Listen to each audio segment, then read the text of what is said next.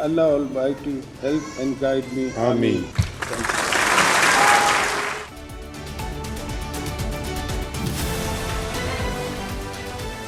Welcome to news line में doctor Maria Zulfiqar Khan. Viewers, हुकूमत साजी के लिए सियासी जमातें इख्तलाफात के पहाड़ सर करके मखलूत हुकूमत बना पाई हैं।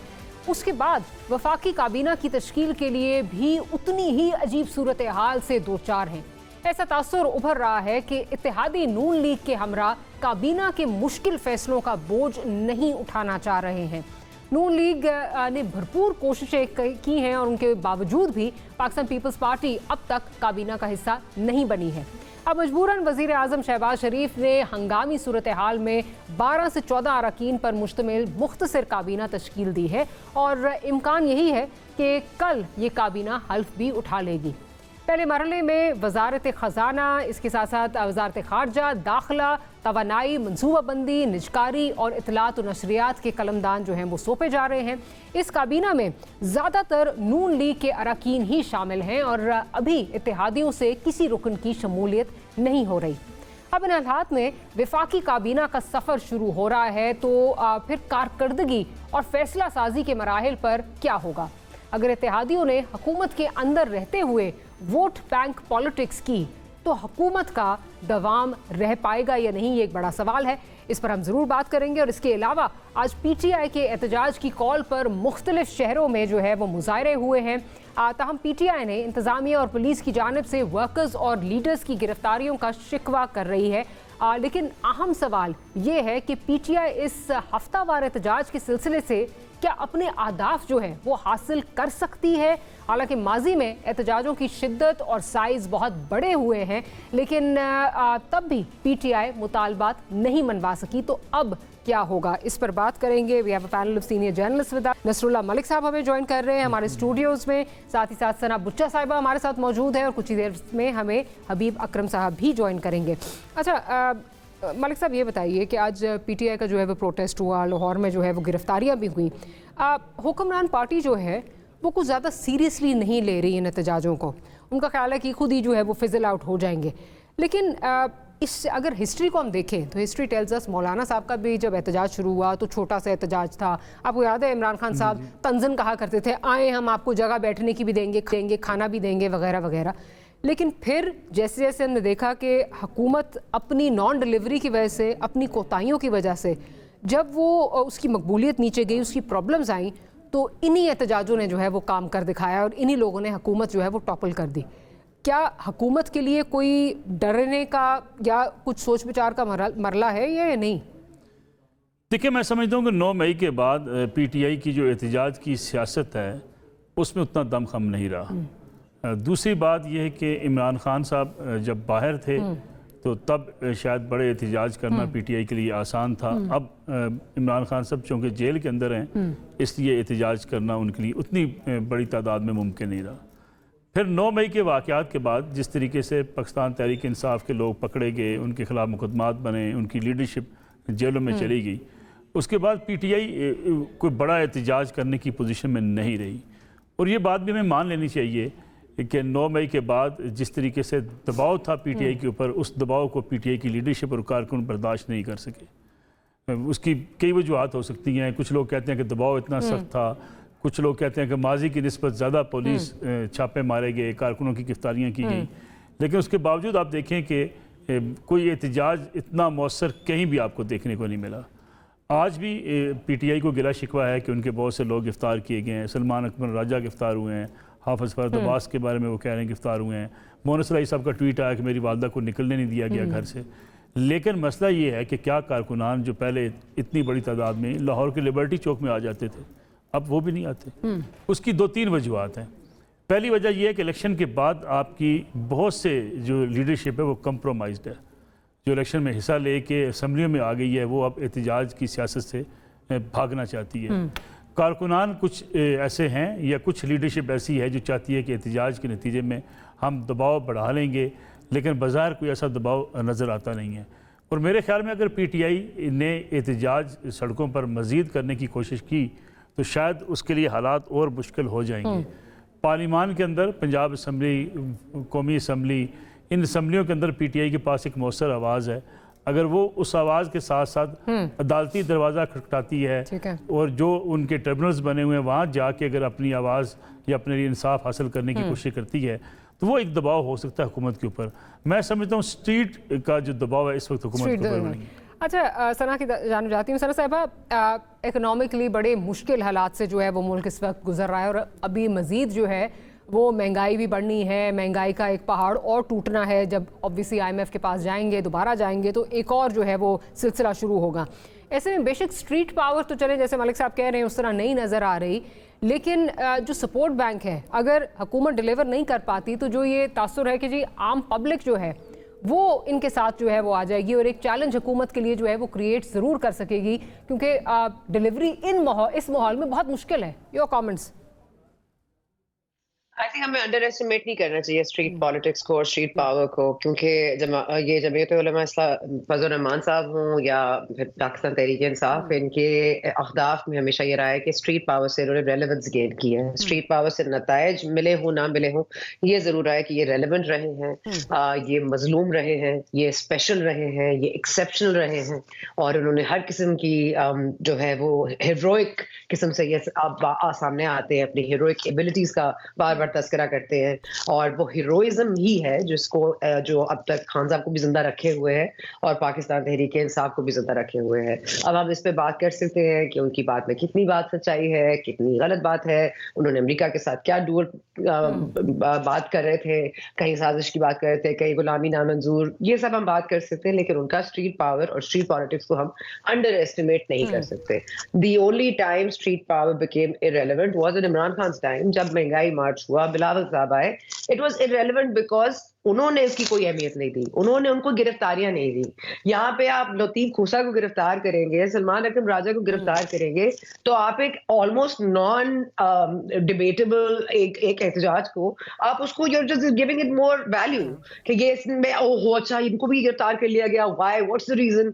और आप ये देखिए बड़ा लिखा तबका है, वकला है दोनों, लतीफ खोसा भी, सलमान अकरम राजा भी, और इस तरह की गिरफ्तारियां कर लेना ये कोई कारकुनान नहीं है, ये दो एक आपकी सोसाइटी के बहुत बड़े फिगर्स हैं। तो मेरा ख्याल है कि आपको ये अंडर एस्टिमेट नहीं करना चाहिए और पीपल पॉलिटिक्स बिल्कुल पाकिस्तान तहरीक इंसाफ के पास अभी है क्या, और वो उनके पास ना इलेक्शन कमीशन उनका, ना एस्टैब्लिशमेंट उनकी, ना हुकूमत उनके पास ले दे के अपने उनको, और जाहिर है उनको एक बूस्ट मिला है कि हमें पीपल वोटेड अस इन, हमें बहुत भारी मतलब भारी तादाद में हमें वोट पड़ा है, तो ये उनका कॉन्फिडेंस मजीद बिल्ड हुआ है and they going to play at it and that is their crease. I think that is what they do best. तो मैं तो इसको अंडर एस्टिमेट नहीं करूंगी और जो ये काबीना तश्कील दी जा रही है इसमें सलमान अहमद साहब करेंगे, जो HBL वाले करेंगे, वो मुझे नहीं पता कि उसके साथ किस तरह से हम आगे चलेंगे, लेकिन मेरा ये ख्याल है कि IMF बिल्कुल एक अलग चीज है, मुल्क में एक स्टेबिलिटी एक हुकूमत लाती है, एक चोजन प्रेसिडेंट लाते हैं, आपकी एक काबीना तश्कील में आती है, आप उसको एक तरीके से पूरी दुनिया में आप ये मनवा रहे हैं कि you are on the right path. And I think वो जो कोर कमांडर्स कॉन्फ्रेंस में भी पिछले दिनों, I think it just said move on, but I guess PTI doesn't want to move on and until it doesn't, it's not going to stop us from moving on। और जब ये move on नहीं करेंगे, इनको 9 मई वाली धमकी आएगी, तो then they'll have to figure out कि क्या करें।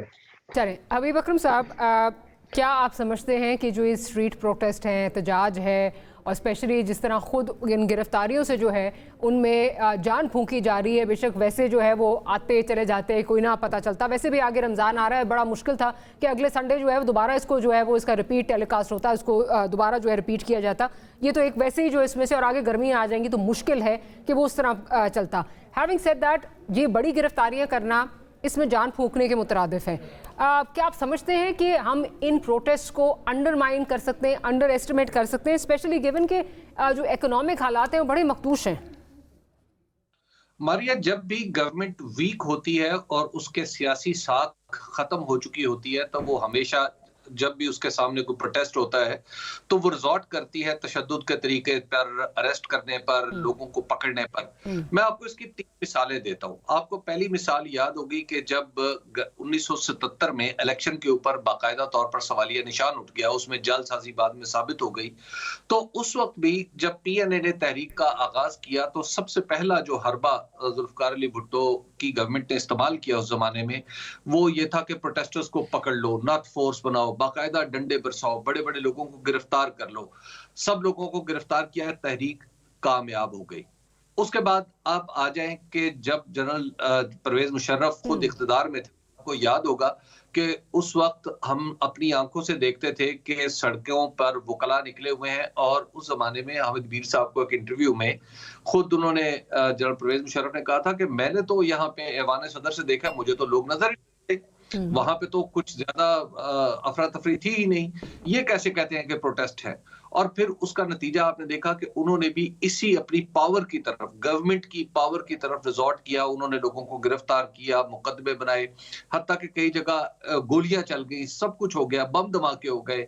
बाकायदा तौर पर आपको याद होगा कि सुप्रीम कोर्ट के सामने सफेद कपड़े पहने हुए और उसके ऊपर काले रंग की वेस्ट कोट पहने हुए एक लोगों का एक हुजूम था, जो पुलिस से या कानून नाफिज करने वाले इदारों से रिलेट करता था, और उसने वो पकड़ना शुरू कर दिया। तहरीक फिर कामयाब हो गई। तो जब भी गवर्नमेंट सियासी तौर पर कमजोर होती है, वो हमेशा इसी तरह की हरकतें करती है।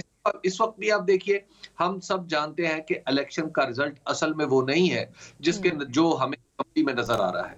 असेंबली की असल शक्ल ये नहीं है कि जो वोट डले थे और उनके नतीजे में इसे वजूद में आना था। तो जब गवर्नमेंट पॉलिटिकली चूंकि वीक है, तो ये हमेशा पुलिस की तरफ, पुलिस को इस्तेमाल करेगी और दीगर ताकत की चीज इस्तेमाल करेगी। तो लेकिन तहरीक फिर भी ना रुकी, ना काम होगी। ठीक।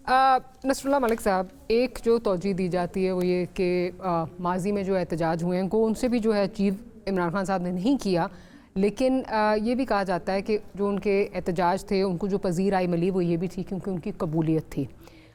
और ये कहा जाता है कि अगर कबूलियत ना हो तो मसाइल जो हैं वो आपके ख़िलाफ़ जो चीज़ें हैं वो उस तरह नहीं चलती। लेकिन क्या आप नहीं समझते कि हमने, अगर Imran Khan sahab again going back to the first point, deliver उस तरह नहीं कर सके तो उनकी कबूलियत जो है वो नीचे आते हुए उसको टाइम नहीं लगा। लाइकवाइज अगेन इसी पे जाऊंगी क्योंकि इस वक्त हमें सबसे बड़ा जो क्राइसिस है, एग्जिस्टेंशियल क्राइसिस है, वो हमारी मुल्क की इकॉनमी है। इकॉनमी डिलीवर नहीं करेगी तो स्टेबिलिटी भी नहीं आएगी। आप इस पर क्या कहेंगे? देखिए, दो चीज़ें मैं आपसे अर्ज़ कर दूं। मैंने अपने 32 साल कैरियर में कोई ऐसा एहतजाज होते नहीं देखा जिसके खिलाफ पुलिस एक्शन में ना आई हो। ठीक है, हम कहीं बायसनेस का मुजाहरा कर जाते हैं, कहीं हमारी मोहब्बतें आड़े आ जाती हैं, कहीं हमारी पसंद नापसंद आड़े आ जाती है। मुझे बताइए, चौधरी परवेज़ लाई साहब, आज मोहन साहब का मैं बयान पढ़ रहा था, मेरी वालदा को नहीं निकलने दिया गया। 2007 में मैं लाहौर की सड़कों पर मौजूद था। आसिफ अली जरदारी साहब ने यह ऐलान किया था कि वो लाहौर में डेरा जमाएंगे। मार मार के पीपल्स पार्टी का कचूमा निकाल दिया गया था कि आसिफ अली जरदारी लाहौर में बैठ के सियासत ना कर सकें। मौलाना फजल रहमान के कारकुन क्या गिरफ्तार नहीं किए जा रहे थे? क्या रास्ते में रुकावटें नहीं खड़ी की जा रही थी? क्या लोगों के लिए ये जो कंटेनर बड़े बड़े लगाए जाते हैं ये नहीं लगाए जा रहे थे? ये हर दौर में हुआ है। ऐसा नहीं होता कि हुकूमत जो है वो एहतजाज जो है बिल्कुल आसानी से करने दे। लेकिन मैं आपसे अर्ज करूँ, अगर आप फिरोजपुर रोड बंद करके खड़े हो जाएंगे, लतीफ़ खोसा साहब या सलमान अकरम राजा साहब, पुलिस गिरफ्तार कर लेगी। हाँ, ये बात भी है कि हुकूमत चाहती है कि ऐसे एहतजाज को दबा दे, और हर हुकूमत चाहती है। कोई हुकूमत ऐसी नहीं होती हमारे यहाँ पाकिस्तान में कि जो अपने मुखालफिन को एहतजाज प्रोटेस्ट करने दे। उसकी 2-3 बड़ी वजूहत हैं। आप मुझे बताइए, क्या इमरान खान साहब को इस्लामाबाद में आके सैकड़ों दिन बैठने की इजाज़त नहीं दी गई थी? क्या कि वो एहतजाज करके बैठे नहीं रहते? क्या इस्लामाबाद में कब्रें नहीं खोदी गई थी? क्या इस्लामाबाद में हर रोज़ आप कंटेनर से ग्राउंड रियलिटीज़ क्या थी? मैं आपसे अर्ज करना चाहता हूँ। देखिए, मसला ये है कि जब आपके साथ इस्टेब्लिशमेंट नहीं होती, जब आपको कहीं से सपोर्ट हासिल नहीं होती, तो आपका एहतजाज इतना नतीजा खेज साबित नहीं होता। एहतजाज होने चाहिए, मैं इस बात को नफ़ी नहीं करता, जमहूरियत में एहतजाज होते हैं, लेकिन हमारे यहाँ बदकिस्मती से एहतजाज किस किस्म के एहतजाज होते हैं? ठीक है, PTI के एहतजाज कंपैरेटिवली आप ये कह सकते हैं कि लाहौर के अंदर जो एहतजाज हुए उसमें इतना ज़्यादा जो है वो एग्रेशन देखने को नहीं मिला, लेकिन वहाँ भी लोगों को मारा गया। मुझे खुद मारा गया लिबर्टी चौक के अंदर, एहतजाज कवर करते हुए मारा गया।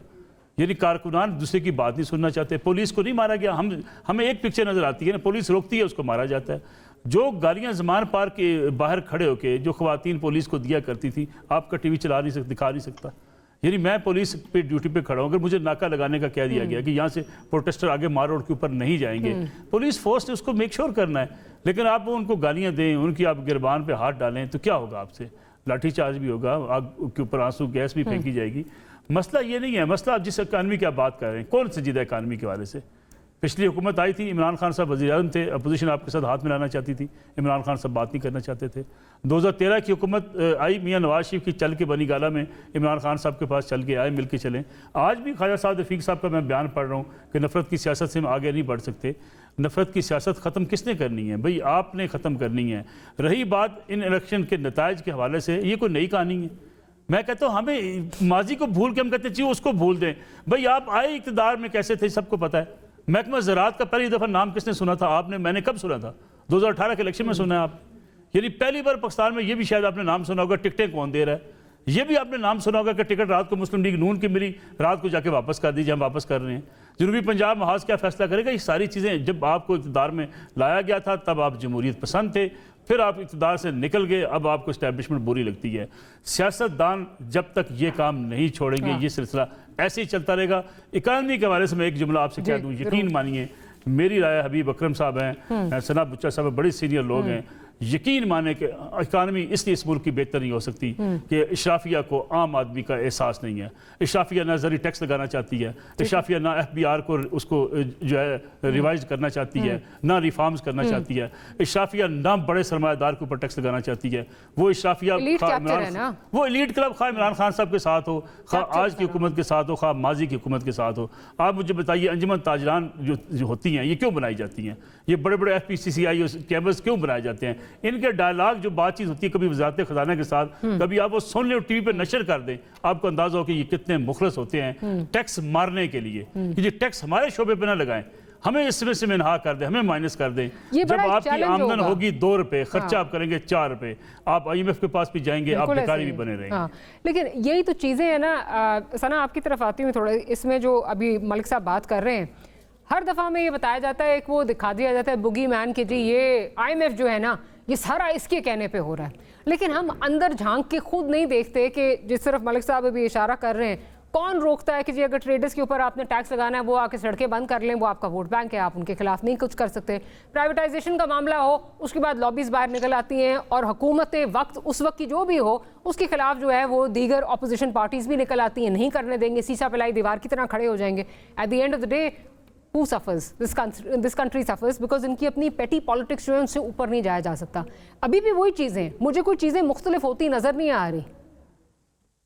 आप इस काबीना की तश्कील पर अगर नजर डालें तो आपको ये आइडिया होगा कि एडजस्ट किया गया है इसाक डार साहब को, adjust, and I am using the word adjust, वो कहीं ना कहीं तो डालना था। और वो क्योंकि वजारत खारजा में वो मकबूल नहीं है, ना वो मकबूल हैं इस्लामाबाद में, ना पिंडी में, ना ही पाकिस्तान पीपल्स पार्टी के वोटर्स में, ना ही MQM में, तो वो जो मकबूलियत का फैक्टर होता है वो मगर उनको वजारत खारजा दे दी गई है, लेकिन काम वैसे अल्हम्दुलिल्लाह दोनों का एक ही है, गैर मुल्क जाके दूसरे ममालिक से पैसे मांगना, तो वो भी कर लेंगे। लेकिन इन एनी केस देखें, आपके वजीर दाखिला को अगर हम देख लें तो मोहसिन नकवी साहब, अब ये मुझे बताएं किसकी चॉइस है? He is the man who will deliver. और उनकी जो मतलब आपको इस पूरी काबीना की तश्कील से नजर आ रहा है कि कौन से मामला कौन संभालेगा। और देखिए ये जो औरंगजेब साहब हैं, ये HBL वाले, ये बहुत ही काबिल बहुत काबिल है। इन्होंने फैटफ वाले मामले में इन्होंने बहुत ज्यादा मैटर्स को डील किया है, एंड ये जस्टिस रमदे, जनरल रमदे की फैमिली को बिलोंग करते हैं, सो ही नोज, एंड उनको इंट्रिकसीज, बैंकिंग इंट्रिकसीज इनका सबका मालूम है। That's a good choice. Salman Ahmed sahab, good choice. But अब ये जो खिचड़ी बीच में पकती रहेगी, टैक्स बेस बढ़ाना है, tax filer, non tax filer कौन है, टैक्स फाइलर कौन है, किसने लाना है। अभी आप निजकारी की जरा बात कर दीजिए, PIA 825 अरब पे पहुंच गया उसका खसारा, लेकिन आप बात कीजिएगा पीपल्स पार्टी से निजकारी के लिए, बिल्कुल ऐसे ही है। फौरन मना कर देंगे। फिर 18वीं तरमीम के ऊपर चौकीदार बिठा दिया गया है, जरदारी को आप करके दिखा दे कोई तरमीम, 18वीं तरमीम में आप चौकीदार बैठे हुए हैं। तो मैं कह रही हूँ कि हर कोई अपने अपने मफाद में, अपने अपने आईनी मफादात, अपने अपने चीजों को देखने के लिए हर जगह पे बैठा हुआ है। तो this country is in safe hands. It has always been in one hand and it continues to be in their hands. So I have no fear कि they will not be able to deliver. ये PTI सड़कों पे आया है, सड़कों पे आके एहतजाज करे, कुछ भी कर ले, अब ये हुकूमत चलनी है, क्योंकि इसके अलावा चॉइस कोई नहीं रहेगी। हमारे पास चॉइस है नहीं अब। और अगर हुकूमत उनको दे दी जाती तो उनके साथ एस्टैब्लिशमेंट नहीं चल सकती थी। तो सीधी बात है, उनका इलेक्शन से कुछ लेना देना था या नहीं था, इस काबीना की तश्कील से उनका लेना देना है। ठीक। हबीब अकरम साहब, अभी सना ने बात की कि जो मर्जी हो जाए ये हुकूमत चलेगी, और मलिक साहब से भी जो है ये प्रोग्राम शुरू करने से पहले हम यही बात कर रहे थे। लेकिन पीपल्स पार्टी के लोग जो हैं इस वक्त, जब उनसे हम निजी महफिलों में पूछते हैं कि जी आप काबीना का हिस्सा क्यों नहीं बनना चाहते, तो ऑफकोर्स एक तो वो 16 माह का जो बोझ है वो कहते हैं जी हम उसकी वजह से हमें बड़ा डैमेज हुआ है, हम वो नहीं उठाना चाहते। प्लस वो ये भी कहते हैं कि जी हुकूमत चलेगी नहीं, ये 6 महीने से ज़्यादा हुकूमत चलेगी नहीं, तो मरात वो सारे ले रहे हैं जो आईनी ओहदे हैं वो सारे वो ले रहे हैं। जरदारी साहब ने भी हेल्प उठा ली है, बट इस तरफ जब उनसे पूछा जाए तो वो बड़े they want to shrug off responsibility कि नहीं ये तो चलनी नहीं है हुकूमत। एक तो ये है कि पाकिस्तान पीपल्स पार्टी ने चूंकि फैसला कर लिया है कि उन्होंने वजारतें नहीं लेनी, तो कुछ अरसे के लिए वो इस फैसले पर कायम रह के अपनी सियासी बलूगत का तासुर देना चाहते हैं। वरना पॉलिटिकली स्पीकिंग इस फैसले से उन्हें कोई फायदा नहीं हुआ, सिवाय इसके कि वो चंद वजारतों के महरूम हो गए, और कुछ नहीं है। जिम्मेदारी वो ले रहे हैं। बिलावल भुट्टो जरदारी साहब मोहतरमा मरियम नवाज के साथ, मोहतरम शहबाज शरीफ के साथ बैठ के प्रेस कॉन्फ्रेंसें करते हैं। सदर आसिफ अली जरदारी शहबाज शरीफ साहब को आइंस्टाइन से मुमासलत उनकी ड्रॉ। तो जब आप ऐसी सूरत में हो तो आप ये तो नहीं कह सकते कि जनाब ये जो इस हुकूमत को बनाना है हमारी जिम्मेदारी नहीं है, या हम हुकूमत बिल्कुल को जिम्मेदारी। लेकिन मेरा ख्याल ये है कि इन्हें अल्टीमेटली ये लें या ना लें, इनमें से अब कौन सी चीज ऐसी रह गई है कि जिसकी बुनियाद पे हम कह सकेंगे पाकिस्तान पीपल्स पार्टी PMLN से एक अलग वजूद रखती है, या PML पीपल्स पार्टी से एक अलग वजूद रखती है। तो ले अब तो ये दोनों पार्टियां बिल्कुल एक ही हैं, और ये कॉन्टिन्यूएशन है हुकूमत की। ये एडजस्ट है कि आपने ए को वजीर बना लिया, बी को नहीं बनाया, सी को बना लिया, डी को बनाया, जो पहले ए चुके रह चुका है इस दफा बी की बारी आ जाएगी। ये एक डिस्पेंसेशन है। सब बुनियादी बात यह है कि इस इलेक्शन के नतीजे में ये गवर्नमेंट नहीं बनी। इलेक्शन के नताइज आज तक मुतय्यन नहीं हो सके कि वो क्या थे।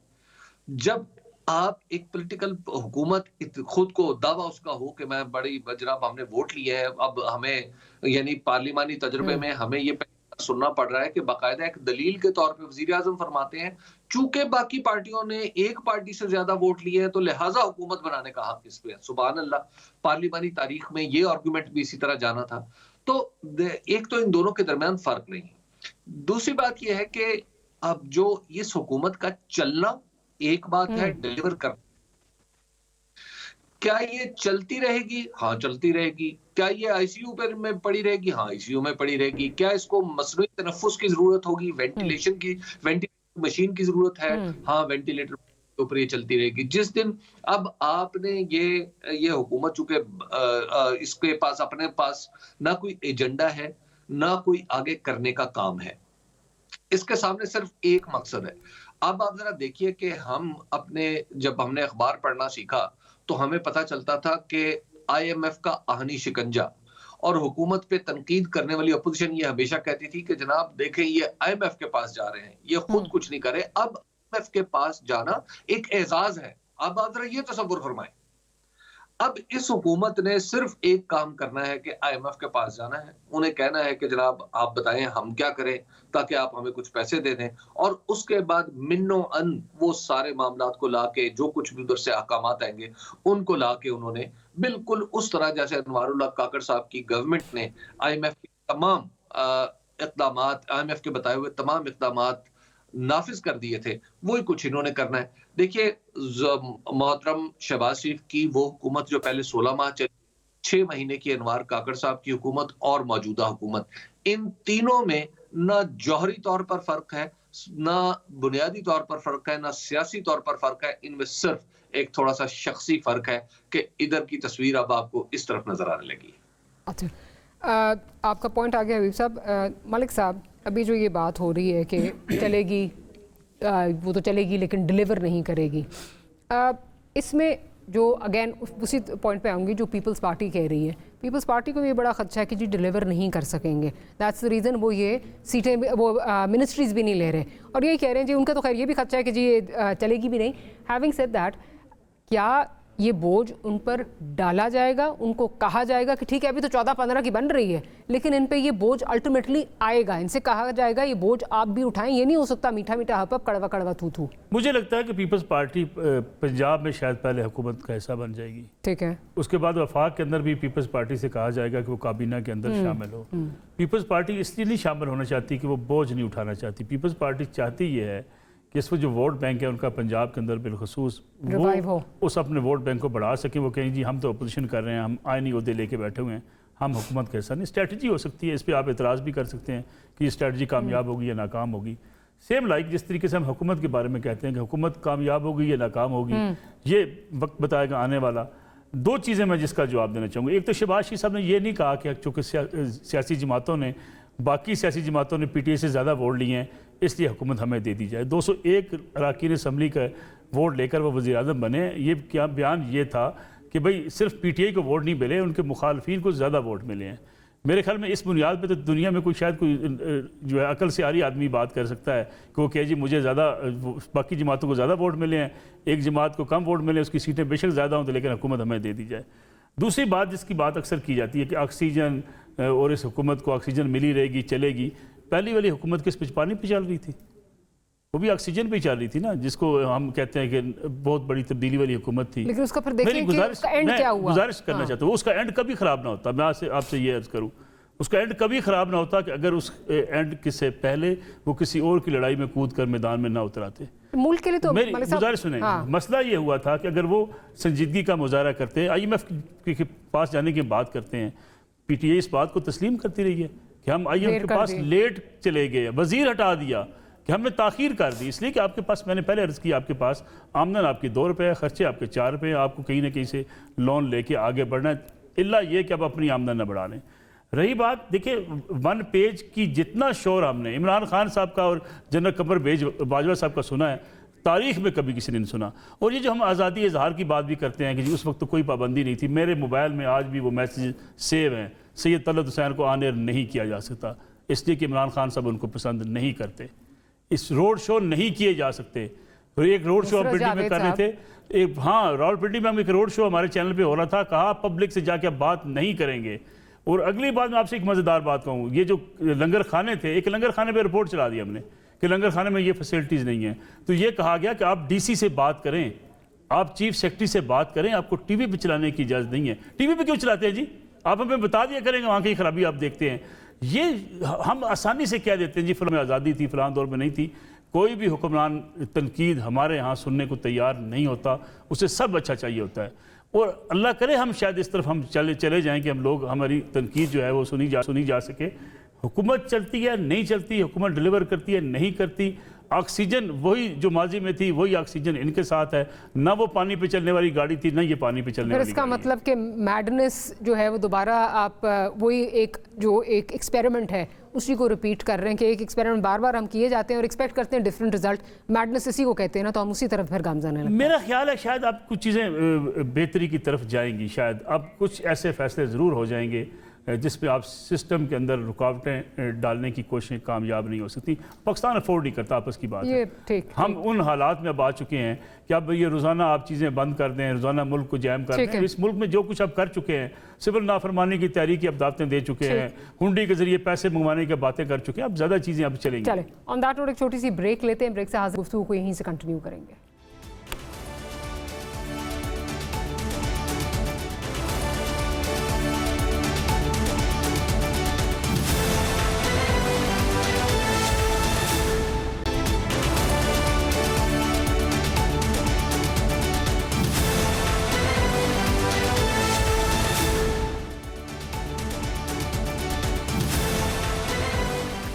Welcome back after the break.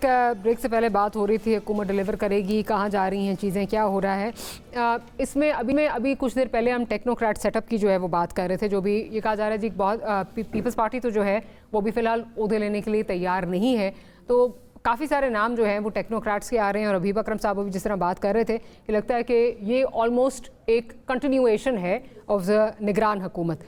Sana साहिबा क्या कहेंगी इस पर कि ये जो बेशक औरंगज़ेब साहब जो हैं वो बहुत एक अच्छी चॉइस हो सकते हैं, उनका बड़ा एक अच्छा करियर रहा है, उन्होंने डिलीवर किया है, फैटफ में बहुत हेल्प की है, बट हैविंग सेड दैट जब आप हुकूमत में आ जाते हैं and you surrounded by people जिनके ऑब्वियसली उनके पॉलिटिकल स्टेक्स होते हैं, तो वो जो मुश्किल फैसले जो हम कह रहे थे क्या वो कर पाएंगे? शमशाद साहिबा का भी हो रहा है कि उनको भी शायद आगे जो है किसी कैपेसिटी में रखा जाएगा।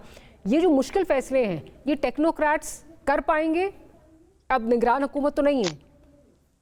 देखिए, फैसले तो टेक्नोक्रेट्स कर लेंगे, लेकिन मैं सिर्फ मलिक साहब की बात को थोड़ा सा आगे बढ़ाना चाहूंगी, क्योंकि आधी बात करते हैं मलिक साहब, पूरी बात करते हैं तो मुझे ज्यादा खुशी होती है। देखिए, फैसले अच्छे किए जाएंगे, फैसलों को इम्प्लीमेंट करवाने वाला मैकेनिज्म इंट्रोड्यूस हुआ, और वो पिछले ये जो हमारा इंटरिम सेटअप गुजरा है which was very relevant and not forgettable, क्योंकि ये होना चाहिए कि फॉरगेटेबल होना चाहिए इंटरिम सेटअप, तो खत्म भी हो जाना चाहिए कि हमारी जो, मगर क्योंकि उस हवाले से वो चीजें, बिजली चोरी, स्मगलिंग, अफगान रिपैट्रिएशन, ये तमाम तर चीजें एक तसलसल से शुरू हो गई थी, डॉलर नीचे आ गया था, हमने रोक लिया था, ये कॉन्फिडेंस जरूर है।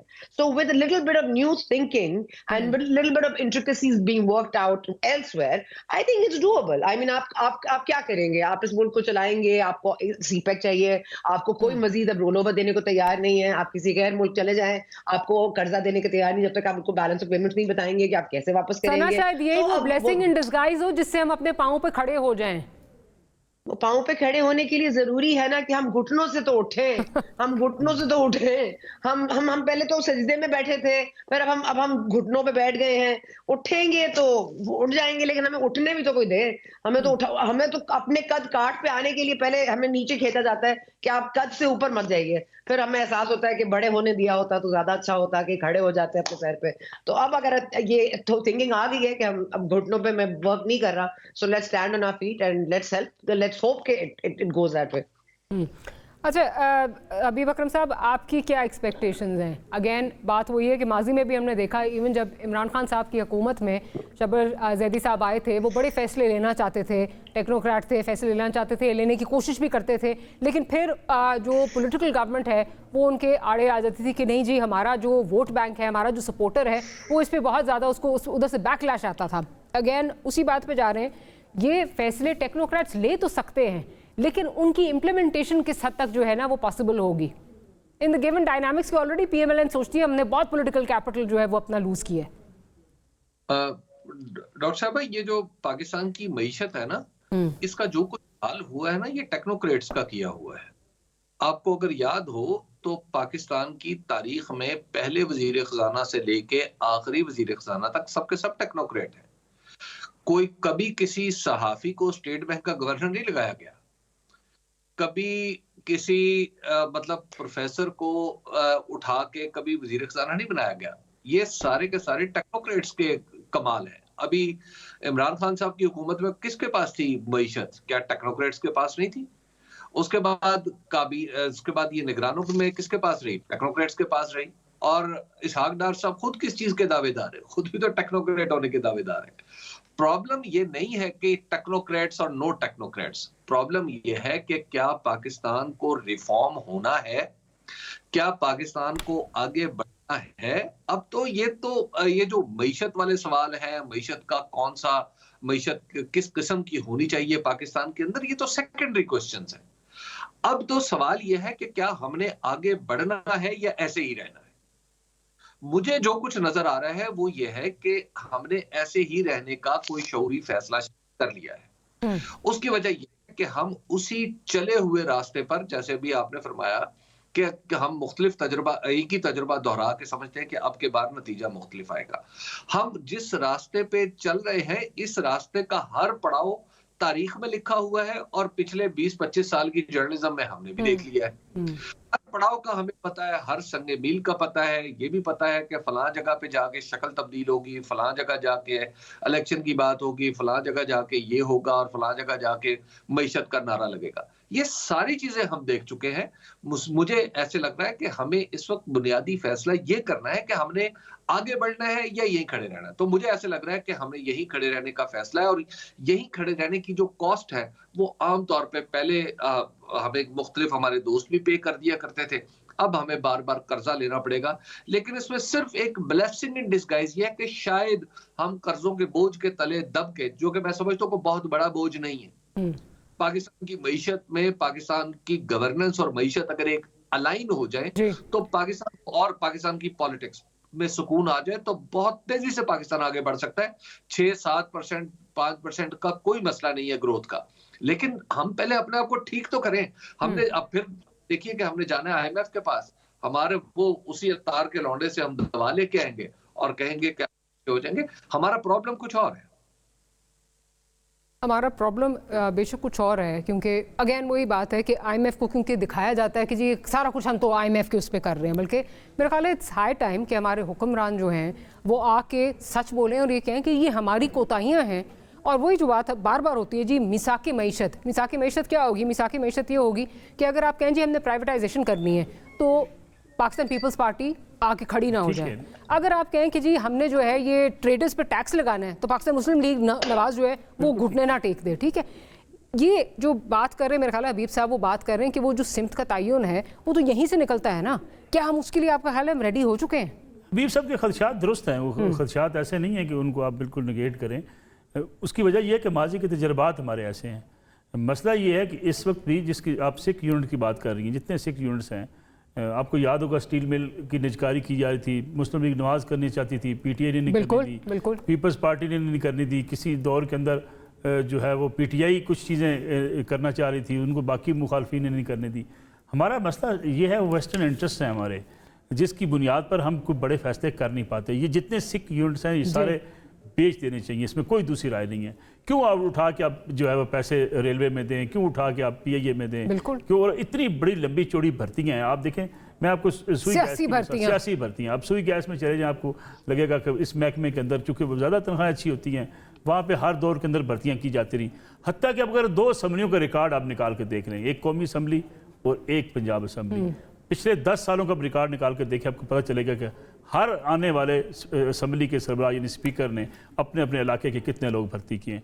पंजाब आपको भरा हुआ नज़र आएगा गुजरात से, कि कौमी असम्बली आपको भरी नज़र आएगी चकवाल और मर्दान से। तो ये इससे आपको अंदाज़ा होना शुरू हो जाएगा कि क्या किस हद तक हम हाल करते रहे हैं अपनी असम्बली के साथ। हर कोई करता रहे। हम ये नहीं देखते कि इससे इदारे आपके ये बोझ बर्दाश्त नहीं कर सकेंगे। मेरे ख्याल में फैसला ये होना चाहिए, और मैं ये समझता हूँ PTI के पास अगर अपोजिशन आई है या उनके पास पब्लिक अकाउंट्स कमेटी आती है, उसे इस हुकूमत को अकाउंटेबल बनाना पड़ेगा कि ये आप कौमी असम्बली में भर्तियां कर रहे हैं, क्यों कर रहे हैं, रोकें इसको। लेकिन मसला क्या होता है, वहाँ ये जब ये आपस में बैठ के फैसला कर रहे थे, ठीक है 4 बंदे थोड़े भी रख लेंगे, 4 थोड़े, तो वो जो सोच है वो आज तक हमें नुकसान पहुँचा रही है। बड़े फैसले कर लिए जाएँ, आप एक्सपोर्ट की तरफ तवज्जो दें, मुल्क के अंदर सरमायाकारी लाने के लिए उनको आप फैसिलिटेट करें। अब यकीन माने कितना सच है कितना झूठ है। मैंने तो कई लोग ऐसे भी देखे जो कहते हैं कि हम किसी फलां सरमायादार को लेकर आए, फलां जगह मीटिंग हुई तो पहली डिमांड ये कर दी गई कि अगर बलूचिस्तान में पैसे लगाएंगे तो आप हमें कितने पैसे देंगे। अब हो सकता है इसमें कुछ एग्जैजरेशन भी हो, लेकिन मैंने ऐसे लोग रातों दिन रात में अमीर होते देखे हैं जिनके पास ऐसे प्रोजेक्ट्स की निगरानी थी। इसका मतलब ये कहीं ना कहीं अकाउंटेबिलिटी अगर हम बेहतर कर लेंगे तो शायद हम इस सूरत हाल से निकल भी सकें। चलिए लेट्स होप कि हम इस सूरत हाल से निकल सकें। सरा साहिबा, आजकल जो बज़वर्ड है ना वो है जी चार्टर ऑफ इकोनॉमी, और इस पर हर क्या इस वक्त बिलावल भुट्टो जरदारी साहब हों, क्या इस वक्त शहबाज शरीफ साहब हों, दीगर लोग हों, आपको यही कहते हुए नज़र आते हैं। पर आपको लगता है कि हकीकी मानों में ये समझते हैं कि चार्टर ऑफ इकोनॉमी जो है ये पॉसिबल कैसे होगा? बिकॉज कुछ ना कुछ तो CBMs आपको भी देने पड़ेंगे ना। एक जमात के साथ आप जो है उसको दीवार से लगाए जा रहे हैं, और आप मतलब फॉर स्टार्टर्स PTI के वो लोग जो इस वक्त जिनके मुकदमात अभी तक दर्ज नहीं हुए, जो जेलों में इस वक्त सड़ रहे हैं, ठीक है, जिनके खिलाफ मुकदमात हैं वो एक और चीज़ है, उनको they should be taken to task और मंतकी अंजाम तक पहुंचना चाहिए। पर वो स्टार्टर्स आप उनको रिलीज कर दें, कुछ CBMs तो दें, वरना आप किस तरह एक्सपेक्ट करते हैं कि PTI कुछ नहीं देंगे और हमसे कहें आके बैठो। मेरा ख्याल है अगर सियासतदान सियासत कर लें, टेक्नोक्रेट्स हमारी मुआशी पॉलिसी के जो नुकात हैं सीधा सीधा वो डिसाइड कर लें। हमारे यहाँ ये बड़ा मसला है कि जिसका जो काम है वो नहीं करना। Charter of economy, charter of democracy, charter of आप किसी चीज का भी बना लीजिए, किसी ने नहीं साइन करना। यहाँ पर किसी ने कुछ नहीं करना जब तक कि कोई कुछ और जो है वो उनको दे ना दे। तो इस मुल्क में जब तक मुल्क और आवाम के बारे में नहीं सोचा जाएगा, और देखिए आप बार बार ये कह रही थी कि पॉलिटिकल माइलेज कम हो जाएगा, मेरा मेरा ख्याल है ये वाहिद इलेक्शंस हैं जिसके बाद आप जितने भी सख्त तरीन फैसले कर लीजिए, आपको वैसे भी वोट नहीं पड़ना। तो आपने तो जो करना है आप करें। अब आप यूर अ लॉस्ट कॉज, तो आप तो आप तो ये आप कह रहे हैं कि अगर किश्ती डूब भी गई है आपकी, तो फिर वो जो नामुज़ीर फैसले सवा सत्यानाश भी करे ना, तो आपको अच्छा ही चीज कर ले। अब मुसल्लत हो ही गए हैं हमारे सरों पर, तो अच्छे फैसले भी कर ले। अपने पॉलिटिकल माइलेज और अपना पॉलिटिकल अगर इनकी कैपेसिटी कम होती है तो हो जाए भाई, मतलब हमारे मुल्क को कुछ दे जाए, अपनी पार्टी को अपने एक चेयरमैन को दूसरी दफा सदर बना ले, बिल्कुल तीसरी दफा भी बना ले, लेकिन खुदा के लिए इस अवाम के ऊपर, अवाम का हाल जरा सोच लें और मेहरबानी करके अगर एस्टैब्लिशमेंट इस बार करने दे, वो जरूर उनके ऊपर अपना आंख रखे, लेकिन करने भी ये बस मैं एक इल्तिजा है छोटी सी, वरना फिर एस्टैब्लिशमेंट। चलिए इस इल्तिजा पे एक छोटी सी ब्रेक ले लेते हैं और फिर हबीब अकरम साहब की तरफ आऊंगी। ब्रेक लेते हैं, विल बी राइट।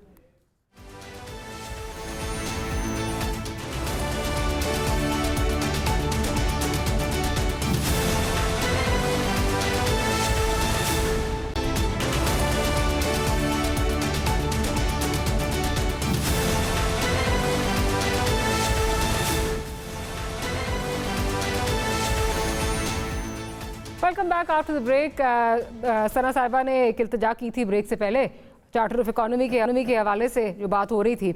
हबीब अकरम साहब, बड़ा आजकल पॉपुलर वर्ड है ये, लेकिन इसकी इम्प्लीमेंटेशन होती भी आपको नजर आ रही है? मैं तो चार्टर ऑफ इकोनॉमी पे बिलीव ही नहीं करता। मैं उन लोगों में से नहीं हूं जो ये समझते हैं कि चार्टर ऑफ इकोनॉमी मसाइल का हल है। मसाइल का हल हमेशा हर वक्त नए मसाइल होते हैं और हर वक्त उनके लिए नए हल की जरूरत होती है, और पॉलिटिकल पार्टीज के दरमियान फर्क ही इस बुनियाद पे होता है कि उनकी मुआशी पॉलिसी एक दूसरे से अलग अलग होती है। अगर आपने चार्टर ऑफ इकोनॉमी कर लेना है तो पाकिस्तान के अंदर इसका मतलब है फिर सियासत भी खत्म कर दे, फिर इलेक्शन भी खत्म कर दे, फिर असेंबली भी बंद कर दे, क्योंकि चार्टर ऑफ इकोनॉमी तो आप से लिखवा लें कि क्या है। असल मसला ये है, सिर्फ एक चीज जरा सवाल ले लीजिए, थोड़ा सा आपसे डिफर इसलिए करूंगी, चार्टर ऑफ इकोनॉमी बिल्कुल उनके अपने मंशूर सारे जो हैं वो अलग हैं, लेकिन अगर पेट्रोल बढ़े और इंटरनेशनल प्राइसेस की वजह से बढ़ा है तो ये ना हो कि एक पार्टी मोर्चा लेके जो है वो बाहर खड़ी हो। ये आपको कम से कम कॉन्फिडेंस हो कि आप इस चीज़ पे इकट्ठे हैं, या फॉर दैट मैटर बार बार जो बात हो रही है निचकारी की बात हो रही है, या और बहुत सारे इशूज़ हैं जिसपे आपको पता है कि नागुज़ीर हैं आपके लिए ये मामला, लेकिन क्योंकि आपकी सियासत इनसे चमकती है तो आप कहते हैं कि जी इस पे तो कुछ होना नहीं चाहिए। टैक्स से कौन डिनाई करेगा कि जी टैक्स नेट जो है बढ़ाना चाहिए, कैसे बढ़ना है वो हम सबको पता है, लेकिन एक जमात अगर खड़ी हो जाए, मैं ये बातें कर रही हूँ, इन पे कम से कम इन चीज़ों पे हम मांगी तो हो सकती है। आपके ख्याल में जो पाकिस्तान के अंदर जो बहुत सारे काम रुके हुए हैं रिफॉर्म्स के, वो इसलिए रुके हुए हैं कि एक पॉलिटिकल पार्टी ने कहा नहीं होने और दूसरी पॉलिटिकल पार्टी ने कहा होने? ऐसा नहीं है। पाकिस्तान के अंदर ये काम इसलिए नहीं रुके हुए। पाकिस्तान के अंदर टैक्स बेस, मैं 1996-97 में उस वक्त मैं कॉमर्स रिपोर्टिंग करता था, उसके बाद तवील अरसा कॉमर्स रिपोर्टिंग करता रहा, मैंने हर वजीर खारजा के मुंह से एक ही बात सुनी है कि पाकिस्तान के अंदर टैक्स बेस वसी होना चाहिए। मैंने वजीर खजाना से ये बात सुनी है कि जनाब पाकिस्तान के अंदर जो है नेशनलाइजेशन जो है उसको अनडू करना चाहिए। मैंने तो आज तक कोई ऐसा कोई जीनियस या अबकरी तो नहीं देखा जो पाकिस्तान के अंदर ये सारे काम ना चाहता हो। पाकिस्तान के अंदर मसाइल ही कुछ और। हबीब अकरम साहब, वो तो नहीं, उस वक्त तो नहीं होता ना, पुश कम्स टू शव, तो कोई करने के लिए तैयार नहीं है। दुनिया में आप एक छोटी सी दुकान जिसमें 2 आदमी काम करते हो उसको नेशनलाइज या डी नेशनलाइज करेंगे तो उसमें भी एहतजाज होगा। मसला ये है कि ये एहतजाज ये तो प्रॉब्लम ही नहीं है। प्रॉब्लम ये है कि पाकिस्तान के अंदर, डॉक्टर साहिबा, पाकिस्तान के अंदर हमारे एक एडिटर कहा करते थे कि पाकिस्तान के अंदर हर वक्त एक कॉन्स्पिरेसी जारी रहती है और उसका नाम है कॉन्स्पिरेसी ऑफ मीडियोक्रिटी। नालायकी की एक साजिश है पाकिस्तान के अंदर। पाकिस्तान में जो हमारा गवर्नेंस स्ट्रक्चर जो शक्ल इख्तियार कर चुका है, अब आप इससे ये तवक्को नहीं रख सकते कि ये सीधी तरह साइकिल भी चला सके। आप इनसे मुल्क चलवाने की बात कर रहे हैं। ये कोई बड़ा फैसला नहीं है। आपके सामने हुआ नहीं था कि एक दफा मतलब बीच में अदालत ना आती तो आपकी तो स्टील मिल जो थी वो तो डीनेशनलाइज हो चुकी थी। पाकिस्तान का प्रॉब्लम ये नहीं है। पाकिस्तान का प्रॉब्लम कुछ और बन चुका है और वो कहीं बहुत गहरा है और बहुत फैल चुका है। ये सारे मसाइल जो है हमें पता है, हम सबको पता है ये आखिर क्यों होता है कि एक, अब यहाँ पे आप जरा सोचना है, जहां पे सोचना है वहां पे सोचें। ये आखिर क्यों होता है कि जैसे ही इसहाक डार साहब वजीर खजाना बनते हैं, आपके यहाँ डॉलर के 2 रेट हो जाते हैं? ये क्यों होता है? आपके यहाँ ऐसा क्यों होता है कि जैसे ही इस दफा तो वैसे 3 हो गए थे, जब जी तीन रेट हो जाते। ये ऐसा क्यों होता है कि जब भी इसहाक डार साहब आए हैं, वो उसी वक्त अच्छे वजीर खजाना साबित हुए जब चीन से पैसे आ रहे हैं, बहुत अच्छा वजीर खजाना है। उस वक्त पैसे आते हुए पैसों के लिए तो मैं भी बड़ा अच्छा वजीर खजाना हो सकता हूँ, आप भी बड़े अच्छे वजीर खजाना हो सकते हैं। भाई प्रॉब्लम यह है कि यहाँ पे तख्लीक दौलत का काम करना है, वेल्थ क्रिएशन का काम करना है, वो किसे करना है? उसके लिए आपको फिर स्केयर 1 पे जाना पड़ेगा। स्केयर 1 पे जाएंगे, इन्वेस्टमेंट मूव होगी। स्केयर 1 क्या है? Political stability. आप ये बताएं, जिस कमरे का फर्श लरज रहा हो, छत क्रैक कर रही हो, तो आप वहां पे अपना दफ्तर बनाएंगे? क्या ऐसा हो सकता है? जब आपके पाकिस्तान के अंदर आपके इतने बड़े बड़े सियासी सवालात मौजूद हैं, तो आपके ख्याल में जो पाकिस्तान के अंदर जो इन्वेस्टर जो है, पाकिस्तान का इन्वेस्टर, वो बाहर की तरफ भाग रहा है, तो बाहर के इन्वेस्टर पाकिस्तान आ रहे होंगे? मतलब आप किस दुनिया में रह रहे हैं? मतलब ये ठीक है, शुगल लगा हुआ, वो बिल्कुल ठीक है। आप मैं जो आप बात कर रहे हैं कि पॉलिटिकल स्टेबिलिटी और इकोनॉमिक स्टेबिलिटी आर इंटरट्वाइंड, लेकिन कहीं ये फैसला शायद इस दफ़ा हो चुका है कि जो ये पॉलिटिकल स्टेबिलिटी अब देनी है, ये जो साजिशी थ्योरियाँ हैं, मैं बड़ी हबीब साहब की बात से इत्तेफाक करता हूँ, और साथ में 2 मिसालें भी आपको दे देता हूँ। ताज़ा तरीन साजिशी थ्योरियाँ, एक शख्स कहता है जो रुकन कौमी असम्बली भी है, वो कहता है जी कि जिंदाल जो स्टील का बिजनेस करते हैं कि वो उन्होंने $1 लाख जो है, यानी हिटमैन को किसी को दिए, हिटमैन को दे दिया। हालांकि पैसे भी बड़े थोड़े से हैं, $1 लाख क्या होते हैं, 2 करोड़ 90 लाख रुपए। और वो मारना चाहते हैं शेर अफजल मरवत साहब को, इसलिए शेर अफजल मरवत साहब जो हैं वो दुनिया के लिए एक बड़ा चैलेंज बन गए हैं, इवन हुकूमत के लिए बड़ा चैलेंज बन गए। और दूसरी हमारी एक और रुकन असम्बली हैं, वो कहती हैं कि वीडियो मौजूद है, मरीम नवाज साहबा ने, वो जिले शाह जो एक उनका कारकुन शहीद हुआ, अल्लाह जन्नत नसीब फरमाए, उनके ऊपर से 4 बार गाड़ी गुजारने के उन्होंने अहकामात दिए। ये साजिशी थ्योरियाँ तो हम कह रहे हैं इस मुल्क को तबाह कर रही हैं, और जिसने ज़्यादा ये बयान की हैं उसको कटहरे में ज़रूर लाना चाहिए। यानी कभी आप साइफर लहरा देते हैं, कभी आप कहते हैं हमने अमेरिका को आंखें दिखा दी हैं, और अमेरिका के जो खतूत जो लिखे जाते हैं या अमेरिका से जो बातचीत की जाती है, जो आपकी वहाँ लॉबिस्ट फर्म जो काम कर रही है, अगर वो लेटर भी मंजर यहाँ पर आ जाए तो आप देख लें क्या है। इन थ्योरी से भी निकलना पड़ेगा, जिसने भी जितना ऐसा डाला है उनको भी निकलना पड़ेगा। दूसरी बात मैं आपसे अर्ज करूँ, अब ये भी एक थ्योरी है कि कहा जा रहा है कि $7 सब आते हैं तो 3 रेट बन जाते हैं। 3 रेट तो बने ना जब अभी आए थे। मेरी गुजारिश सुने, उसके बेनिफिशरीज कौन होते हैं? कुछ चीज़ें ऐसी हैं जिस पे हमें मेरे ख्याल में तहकीकात के साथ उस पर स्टैंड लेना चाहिए। लेकिन अब मैं आपको छोटी सी मिसाल, मालिक साहब एक चीज़, इसहाक डार साहब आए और डॉलर के 3 रेट हो गए, और जैसे ही इंटरिम गवर्नमेंट आती है, गुजारिश तो वो मैं गुजारिश करना चाहता हूँ, देखिए उस वक्त इंटरिम गवर्नमेंट में जो मामला चले गए, किसके पास छापे किसने मारे, कंट्रोल किसने करने की कोशिश की, हमारा तो माफियाज है ना जी। मुझे एक बात बताइए, मैंने अली अमीन गंडापुर साहब वज़ीर आला बने वहाँ पे, तो उन्होंने कुरान उठा के कहा असम्बली के अंदर कि जी मैं भी कुरान उठाता हूँ, सब कुरान उठाए, ना रिश्वत लेंगे ना रिश्वत वालों को सपोर्ट करेंगे। माफ़ी चाहता हूँ मैं, ड्रग्स कहाँ बनती हैं, माफ़ी चाहता हूँ मैं आपसे, जाली सिगरेट्स कहाँ बनती हैं, ये भी मैं आपसे माफ़ी चाहता हूँ, स्मगलिंग कहाँ होती है, ये भी मैं आपसे माफ़ी चाहता हूँ। स्वात आप जाएं, आपको गाड़ी 3 करोड़ वाली 12 लाख में मिल जाती है। यानी मुल्क की इकानमी का बेड़ा गर्क हमने किया स्मगलिंग की बुनियाद पे, और इसमें सारे शरीक रहे हैं। मैं इस मुल्क के समझता हूँ कि इदारों को भी सोचना पड़ेगा और आपके सियासतदानों को भी। लेकिन एक पेशरफ्त हुई है जो मुझे अच्छी लगती है, उसका जिक्र करने में क्या हर्ज है कि चमन के बॉर्डर पे इस बार वो लोग जो छोटी स्मगलिंग करते थे, जिन्होंने शोर मचाया हुआ था कि हमारा कारोबार बंद हो गया है, उनको पेमेंट्स दे के उनको रोजगार के लिए पैसे दिए जा रहे हैं कि आप स्मगलिंग बंद कर दो, कारोबार कर लो। ये आप स्मगलिंग रोक देंगे, आपकी इकानमी को थोड़ा सा और सपोर्ट मिल जाएगी। बड़े फैसले करने का वक्त है ये। I think I end the programme on this, के बड़े फैसले करने का वक्त है, और उन बड़े फैसलों के लिए जो है ना वो मिल बैठ के जो है ये फैसले करने का भी वक्त है। अपनी 1.5 इंच की जो मस्जिदें हैं ना, मेरा ख्याल है वो हम सबको तोड़नी होंगी। On that note will end today's programme. Malik sahab बहुत शुक्रिया, आपका प्रोग्राम में आप तशरीफ लाए। सना बुच्चा साहब और Habib Akram sahab, thank you for making the time for this programme. Will see you next week. Good night.